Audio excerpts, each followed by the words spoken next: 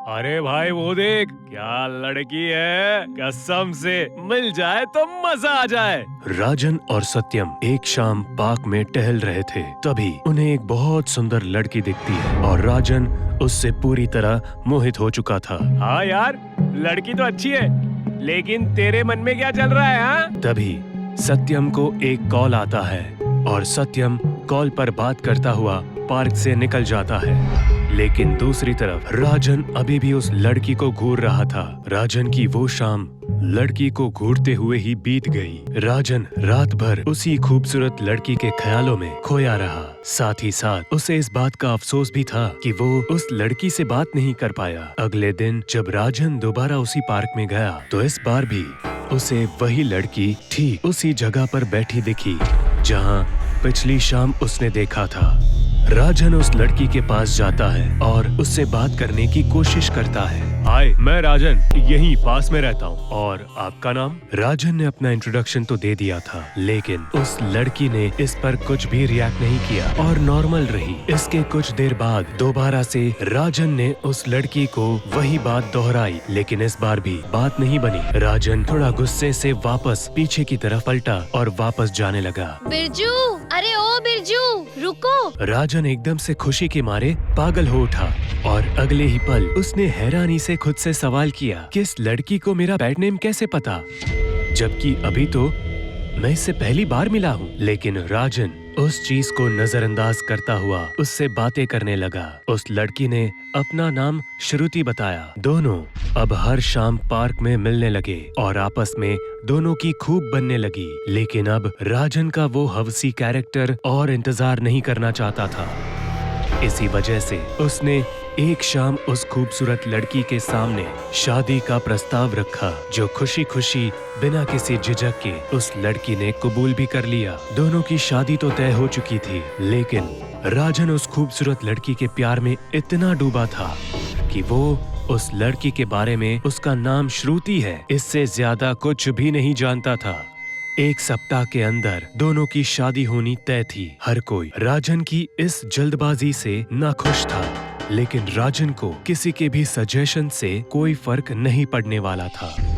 बस कुछ दिन बाद राजन की शादी श्रुति से हो गई। श्रुति के घर से कोई भी नहीं आया था, जो थोड़ा अजीब था, लेकिन अब राजन की जिद के सामने किसकी चलनी थी। शादी होकर जैसे ही श्रुति ने घर की दहलीज पर अपना कदम रखा, तभी राजन के दोनों पालतू कुत्ते जोरों से भौंकने लगे। ऐसा लग रहा था कि वो किसी खतरे की तरफ संकेत कर रहे हैं। श्रुति भी उन कुत्तों को ऐसे घूर रही थी जैसे उसका बस चले तो वो तुरंत उन्हें निगल जाएगी। शादी को अब 10 दिन बीत चुके थे और आज 11वीं रात थी। पूरा गांव सुकून की वादियों में सो रहा था। तभी उस रात अस्तबल से गायों और बछड़ों के चिंघाड़ने की आवाज आने लगी। गांव के लगभग कुछ लोग जागे और अपने घरों से बाहर निकले। वो 4 लोग थे जो टॉर्च की रोशनी से अपने अस्तबल की तरफ जा रहे थे, जहां उन्होंने अपने गायों को बांधे रखा था। वो अपने अस्तबल के करीब पहुंचे तो उन्हें पायल और झुमके की आवाज सुनाई पड़ी। वो सभी एक बड़ी सी दीवार के पीछे छुप गए, लेकिन तभी उन्होंने जो नजारा देखा वो देखकर उनके तो होश उड़ गए। उन्होंने देखा इस गांव की नई दुल्हन और राजन की बीवी यानी श्रुति एक चुड़ैल का रूप लिए बछड़ों को नोच नोच कर खाए जा रही है। वो खून पीने में व्यस्त थी और साथ ही जानवरों के अंतरियों को खा खा कर उन्हें जमीन पर फेंक रखा था। वहाँ मौजूद उन चारों के रोंगटे खड़े हो गए और डर के कारण वो सभी लोग भागने लगे। इसी बीच उस चुड़ैल ने उन लोगों की मौजूदगी का एहसास कर लिया और बछड़ों के मांस को एक तरफ रखते हुए सीधे दीवार पर कूदी। उन चारों में से 3 तो भाग गए, लेकिन एक बदकिस्मती से वहीं फंस गया। मेरी असलियत को तूने एकदम करीब से देखा है, अब तेरा बचना तो असंभव है। अगली सुबह उस आदमी की लाश गांव के चौराहे पर लटकी मिली, जहां उसके जिस्म से दिल गायब था। इस घटना में एक और बात थी कि उसी रात वो चुड़ैल उन तीनों जो भाग निकले थे उनके सपने में भी आई थी, जहां उसने चेतावनी दी थी कि अगर उन्होंने उसकी असलियत किसी को भी बताई तो वो उन्हें भी भयानक मौत देगी। अब ये सिलसिला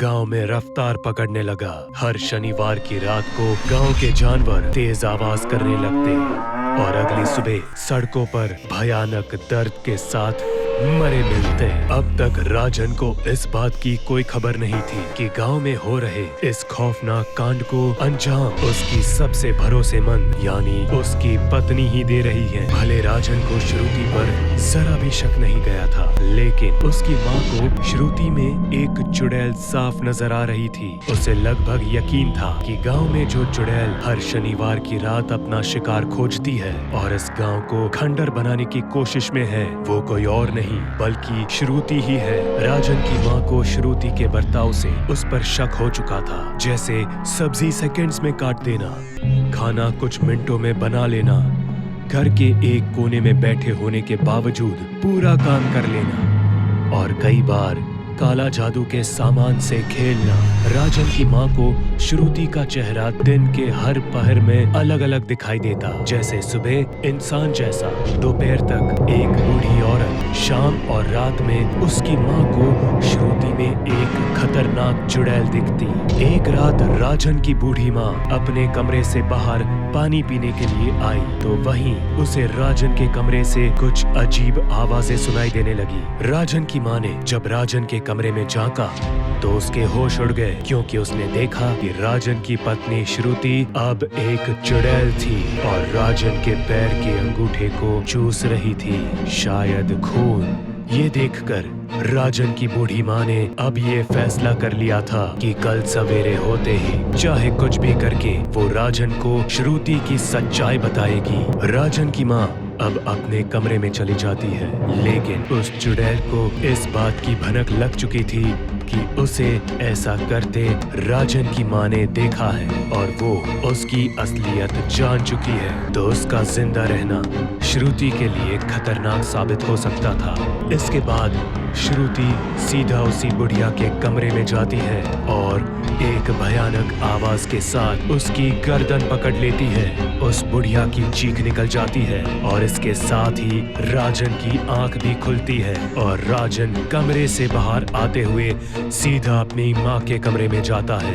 ये तुम क्या कर रही हो श्रुति? क्या तुम पागल हो गई हो? छोड़ो माँ को। अब धीरे धीरे श्रुति का चेहरा बदलने लगता है, उसके बाल बढ़ने लगते हैं और उसके चेहरे पर झुर्रियां बढ़ने लगती है। तुझे क्या लगता है मैं तुझे प्यार करती हूँ? नहीं, तू तो मेरा बस एक इस गांव में पहुँचने का जरिया था। सालों पहले मेरी माँ अवंतिका को तुम लोगों ने जिंदा जला दिया था। मैं उसी का बदला लेने आई हूँ। अवंतिका, वो डायन जो गांव के मासूम बच्चों की बलि देती थी। हे भगवान! ए चुड़ैल, मेरी माँ को छोड़ दे, वरना मैं अपनी बंदूक से तुझे मार दूंगा। वो चुड़ैल राजन की माँ को एक कोने में फेंक देती है और सीधा राजन पर झपटती है। इसके बाद वो राजन के गले में अपने दांत गड़ा देती है और राजन की तड़प तड़प कर वहीं मौत हो जाती है। बुढ़िया को दिल का दौरा पड़ता है और उसकी भी मौत हो जाती है। लोगों का कहना है इसके बाद उस चुड़ैल ने उस रात उस गांव में मौजूद किसी भी शख्स को जिंदा नहीं छोड़ा, सबको मार दिया, किसी को जलाकर किसी का कत्ल कर दिया। कहते हैं सालों पहले कोई अवंतिका नामक डायन इस गांव में रहती थी जो गांव के मासूम बच्चों की बलि देती थी। जब लोगों को पता चला तो उसे गांव के चौराहे पर बांधकर जिंदा जला दिया, लेकिन उसकी बेटी पर किसी की नजर नहीं पड़ी। आज 22 साल बाद वही बेटी आई है बदला लेने और उसने पूरे गांव को शमशान बना दिया। दोस्तों, राजन की एक गलती का अंजाम पूरे गांव को भुगतना पड़ा। अगर आपको भी कोई ऐसी लड़की दिखे जो दिखने में बहुत खूबसूरत हो लेकिन अनजान हो, तो उससे दूर रहने में ही भलाई है, क्योंकि अक्सर खूबसूरत चेहरे के पीछे ही नकाबपोश शैतान बसते हैं।